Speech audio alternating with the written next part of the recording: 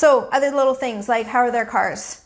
I will walk them to their car. I will sometimes meet them at their car. They don't like it or expect it or whatever. If it's really dirty, then they, won't necessarily really love that. But I want to see what's in their car and how they keep their car. I want to see their clothes. I want to see even, their phones. Just remember one thing with tenants when they're at a showing. When they're at a showing, they are on their best behavior. When you're talking to them before they are your tenants, they are on their best behavior. So if they are confrontational or rude or pushy or question you on your standards, well, how do you expect someone to get a place in a market like this if you're going to expect that high standard? I don't know. That's not my issue.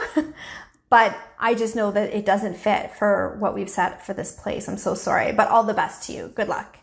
So remember, they're on their best behavior when they're at a showing or before they're your tenants. So make sure that they're respectful at that time.